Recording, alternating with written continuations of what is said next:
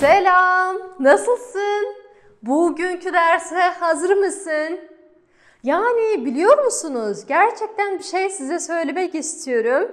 Yani böyle küçücük aramızda sır gibi olsun.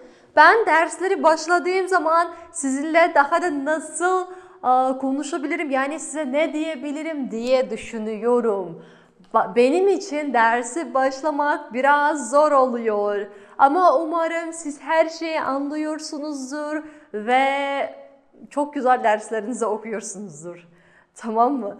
Tamam arkadaşlar. Bugün biz sizinle arkamda hazırladığım gibi sıfat yapım eklerini geçiyoruz. Sıfat yapım ekleri demek ki sıfat sını isim. Bir narsenin qanday ekeni aytamiz. Nasıl ya? Qanday.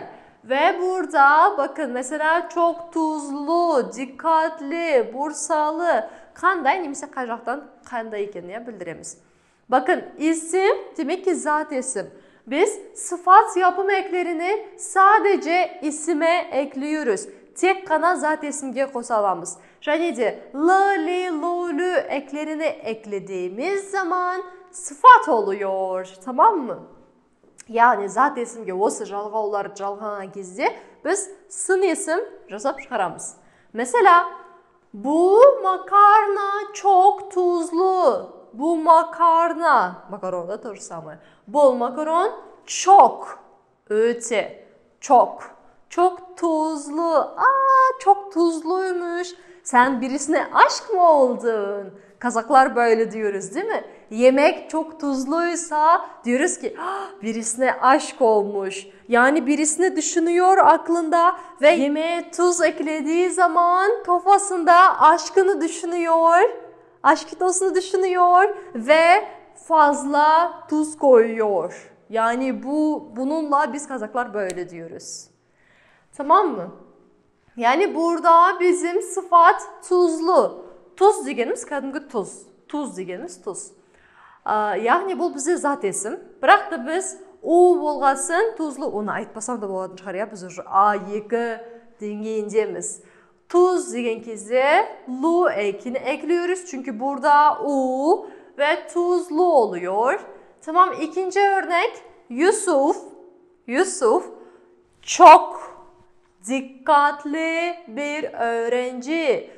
Yusuf çok dikkatli bir öğrenci, biliyor musun? Onun bütün kitaplar, defterleri, her şey çok güzel böyle çantasına çok güzel koyuyor, dikkatli bakıyor. Yusuf çok dikkatli bir öğrenci. Dikkatli dediğimiz tiyanaktı. Bарлығын жинап аккуратно қойып қояды ya. Dikkat, dikkatli. Негізі dikkat деген bir нәрсеге мән беру, тиянақты дұрыстап қарау деген сияқты мағынаны білдіреді. Tamam. Pazar günü. Pazar haftanın hangi günü? Pazartesi, salı, çarşamba, perşembe, cuma, cumartesi ve pazar. Tamam. 7. günü. Haftanın 7. günü. Pazar günü. Bursalı. Nereli? Bursalı. Bir arkadaşım geliyor. Geliyor. Ne yapıyor? Şimdiki zaman. Yani бұл бізде естеріңізде ғой ya. Алдағы болашақта запланированное действие. Pazar günü, именно воскресенье günü men dosum keledi. Bursalı. Biz burada sıfat yapıyoruz. Bursa негізі қала ya, Bursa.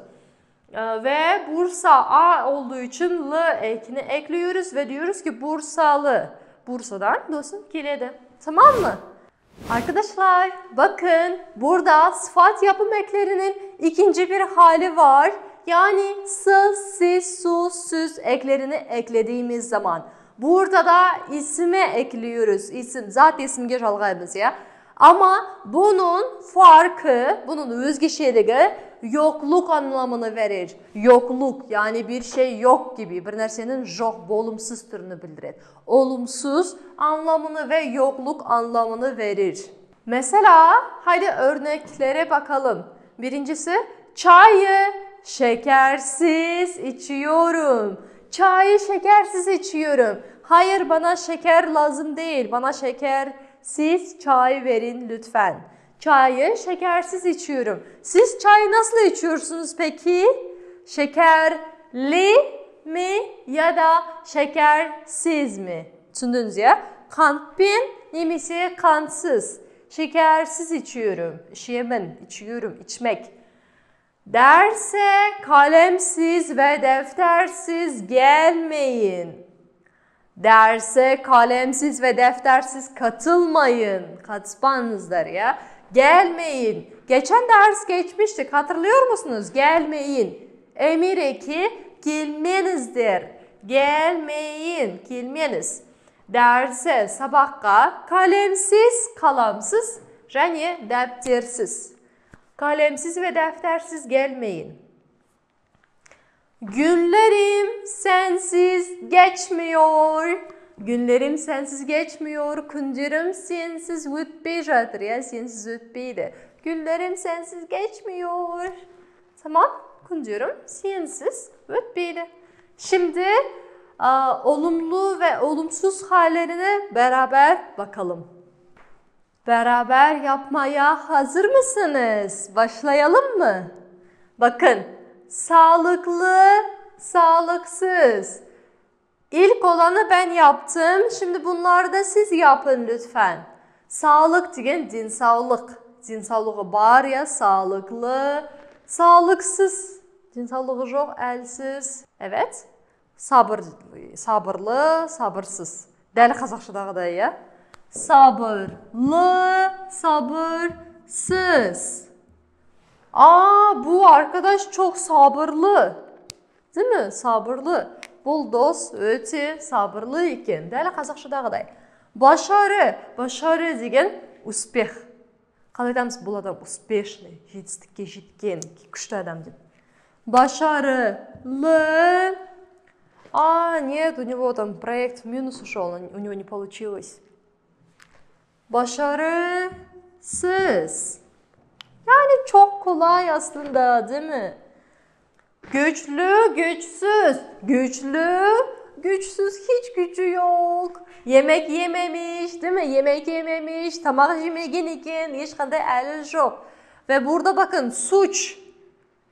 Bir günah, жаза ya. Suçsuz. Türklerde güçlü bir söz var. Hem suçlu, hem güçlü. Өзі әрі кінәлі, әрі өзінің күшіне қарамайды, өзі типа күшті болып сезінеді өзін. Мысалға біреу қате бір нәрсе жасап жатыр да, бірақ уверенность деп жатқан кезде bak buna hem suçlu hem güçlü. Hem әрі былай деген сияқты. Ve en son kalanı akıl. Екінші L harfi keleberedi. Akıllı ve akılsız. Bu çocuk çok akıllı. Bu çocuk çok akıllı ya. Her şeyi biliyor. Umarım arkadaşlar siz de her şeyi biliyorsunuzdur. Барлық нәрсені білесіздер. Tamam o zaman. Haydi görüşürüz.